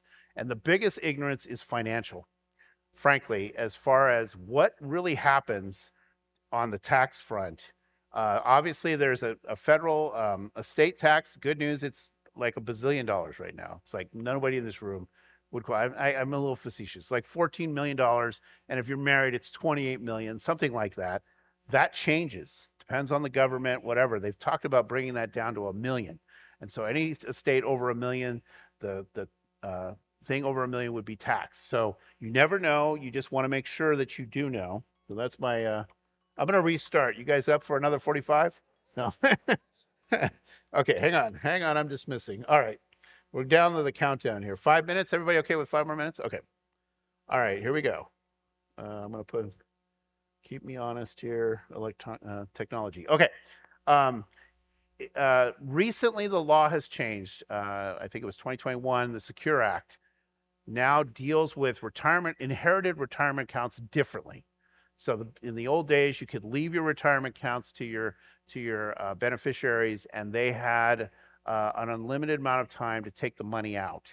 Now it has to happen in 10 years, and there are tax implications to that. There's other things there. So the laws are changing, and it would be good if you had a professional to help you with that. And then this whole property transfer thing with Prop 19. They're saying, hey, us older people, we got a benefit, right? If you're over 55, you can move 3 times and whatever, but they don't really, the catch was, we're over 55, we're not moving 3 times, we're too tired of moving, right? Get too much stuff, whatever. So we're really not doing that, but leaving your house to your kids is much trickier now, and or to your grandkids. And the main thing is that you're paying low property tax. Doesn't really matter what it is, you're still paying lower than whatever the market value is today. And what you're trying to avoid is that house being reassessed at market value and then property tax kicking in at that level, because that could bury some finances for your loved ones in the future, right? So it's tricky. It's not just, hey, it's in my trust or in my will and it goes over. There's rules now, like the kid has to live in it for, as their primary residence. What if you have multiple kids? Who's going to buy each other out? All that stuff is now something to worry about. It's just now more than ever. All right. Make sure that you know how to access the important documents. Try to rivalry among heirs due to misunderstandings. So a trust or a will, make sure you spell those things out. You're trying to protect against people assuming they know what you think, right? Oh, mom definitely said I should have this or I would get that, right? Well, if you're gone, all that's assumption, right? Penalties for missing financial deadlines, right? That kind of ignorance costs thousands of dollars if you miss certain deadlines that you don't even know about, right? So that's kind of where some of the expertise comes in. And then, of course, like I said, the laws are always changing. All right. So what about, and my wife and I debated about using the word stupidity. Dave Ramsey uses stupid stuff all the time, so I'm just going to stick in the Dave Ramsey stuff. But, you don't want to leave things to heirs and beneficiaries that may be used stupidly, right? So, instant wealth to people, can change people pretty quickly. It can change a marriage. It can change kids, can change different things. Many have chosen lifestyles that we would not necessarily endorse or fund. And then character issues, right? Being able to not do that. Now, I will say this in my research. A lot of times there's on one end of the spectrum, it's like, hey, I don't want to give money to my kid because they're going to go blow it on, and it could be as benign as, video games and vacations to narcotics and lifestyle things that you don't want, right? And so I'm going to give it to the other kid, right? Or I'm going to give it differently in the thing.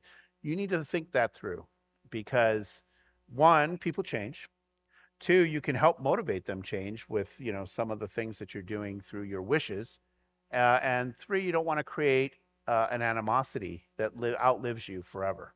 So if you had 3 kids and one of them was making poor choices and you cut them out of the will, you are setting that situation up for the remainder of the lifetime of those siblings, right? And no one's saying that you need to fund stupidity, but at the same time, remember that, that doing things the way you do them has an impact. And so think through that and talk through that with an expert. Okay.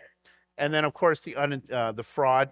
So one of the things that they talk about a lot, and I'm going to run out of time again, and I'm going to stop, I promise. Oh my gosh. Is that they, like my wife, if she dies, she knows I would never remarry. But if I die, I expect her to remarry, right? And so then there's a new spouse with potentially new kids and new things going on in the relationship, right? And so if my intentions are, hey, great, I'm happy for her, but I would like Rachel to have the things that we accumulated over our lifetime, then you might want to be deliberate about that. Otherwise, things could be inherited the wrong way, become part of the community property, and then used for other things other than you intended. All right. So this is just things to watch out for.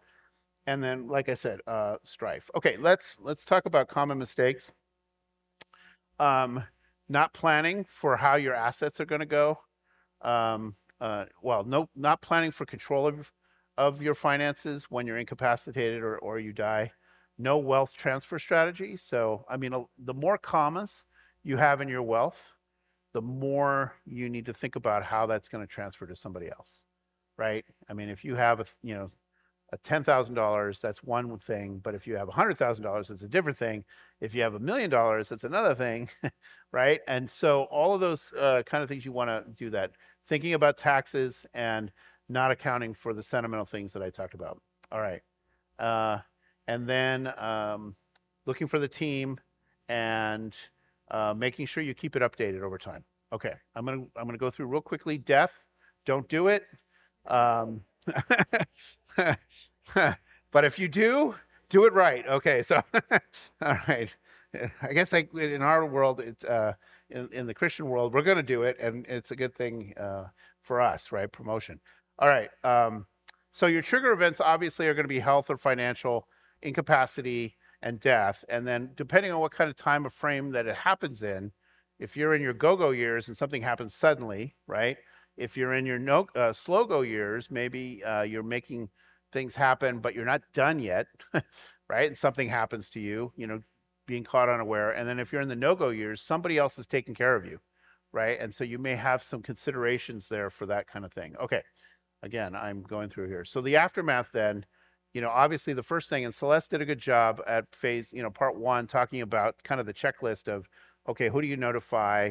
And then you need to go as a survivor, you need to go and find out who's on point. And ideally that's in your documents. Like, this is who to call, this is what to do. Make it as easy as possible for the people that are coming after you. And then notification. So, all right. The big thing, the key in the engine for a lot of things that happens after death is the death certificate. You can typically get that from whoever's handling the final arrangements. But in case you don't get what you need from there, you can, if it happened in Santa Clara County, for instance, you can go to the website. It's in your thing there, and you can get a certified death certificate if you're the right person. And there's a qualification there. It's you got to be family or whatever it is. Or you have the documents or whatever, but you can get that. You can also get one that's not certified but can be used for other things. And then for your administration, if you have no will or will, you're going to have to probate 9 times out of 10. There is a good book called Probating Your Estate in California. I have it, but I lent it out. Actually, I have 2 copies and I've left them both out. So you can get that online. Just Probating Your Estate in California, and it will take you through all of the things. If it's a trust, you just follow the instructions in the trust. Okay. Finally, I just wanted to get to this part here. So from a legacy perspective, we know that the Lord has called us to take care of our own. Okay, first of all, 1 Timothy 5:8, right? That we are responsible for taking care of our family and our household. No one else is, and the Bible makes it clear. I didn't print it out here, but that we'd be worse than an unbeliever if we don't take care of our own. While that is super important, it's not the only thing, right? As we are we have a different master, right? Which is the Lord. His kingdom, the legacy that we leave in His kingdom is also important. I would leave you with this thought of a giving portfolio. Just like you have an investment portfolio, we should all have a giving portfolio of how we're using our treasure for the kingdom. Now, we'll also use our time and our talents. That's also true as part of this portfolio.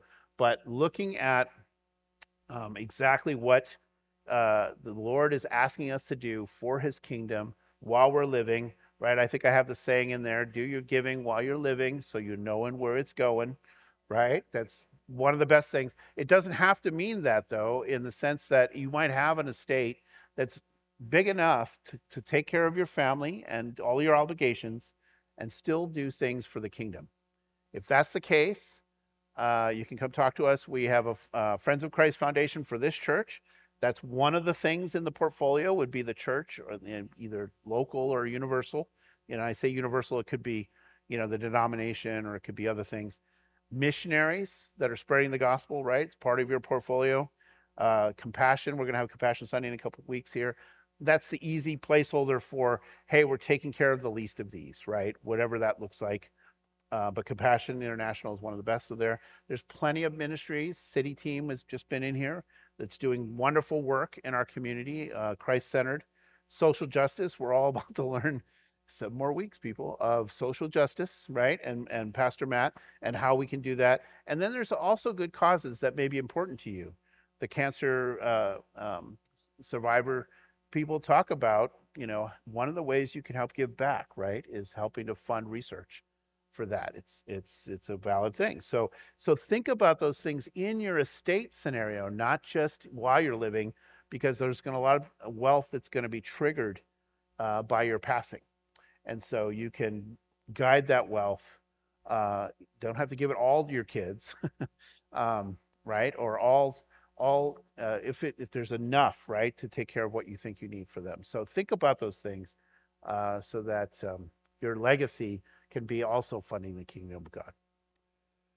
Sorry for the overtime. Yeah, that's it. Yeah. Couple quick things. Thank you, Ron. Terry did have to leave. Let's give them both another round of applause, please. Thank you. Thank you. Lots of good information. We have a survey in there that, like we did last year, Terry kind of tailored some of her remarks based on what you said last year. So on the table, the registration table, if you can fill those out and leave them, then we may have a part 3. Who knows? Yeah. Things that you would still like to know about. We know we didn't cover like a lot of long-term care. That might be a topic for another time. So if you don't want to fill it out today, if you see me sometime, you can give them to me. That would be fine, or Terry. Andrea will be here if anyone wants to get some more help on the table. And are there any quick questions for Ron? Apparently down there, Donna, yes. What's the difference between having a beneficiary for your bank accounts versus having the bank account in the trust? Yeah, so it's control, right? So if it's a beneficiary in the bank account, the person who is the beneficiary, and that has to wait for the trigger event, so that's kind of the good thing. But once they are the beneficiary, then they have control of that account straight up. Doesn't have anything to do with your wishes. By putting your bank account in the trust then has control and it follows the rules and the trustee. Now, the beneficiary could be a trustee in the trust, Right. right? And then you give it to them that way. But also, it's a smoother ride. It can be a smoother ride. That's not always true for everything. So, for instance, in the IRAs, they don't say put the trust as a beneficiary. They say put the beneficiary as a beneficiary.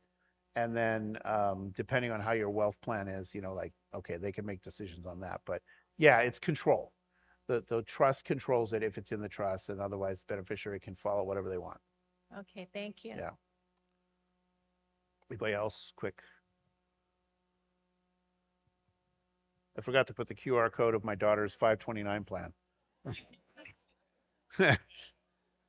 Hi, I found that dealing with the bank after somebody dies, everybody that you deal with after that wants money up front. Yeah. Well, legally, I found out, even though I was on the bank account, I couldn't use that money. They said luckily I didn't know that at the time, so I used it. But they told me that it was actually fraud if I'd used that money to pay for services. Yeah, it depends on what you have. So what they said to me, well, keep $5,000 in the bank for when that happens, and put it aside. Don't put it in the bank account. Yeah. Interesting. So that's a thought. People, how do they pay for anything if it's illegal? Right. And that's in theory, that's where they were also talking about the power of attorney needed to be relatively current, because they were saying since COVID that when you took the power of attorney down to the bank and said, let's say you're not on the actually, you should be, if you were on the bank account and you had the power of attorney, you should be good to go. But that's just my opinion. That's not a legal ruling on that. But they're saying that the power of attorneys, if they were written 15 years ago, they're questioning validity. And so, of course, that's coming from the lawyers who want you to get the updated power of attorney. But it could be true, too. I think the rules have just gotten more and more stringent, and fraud has been more rampant.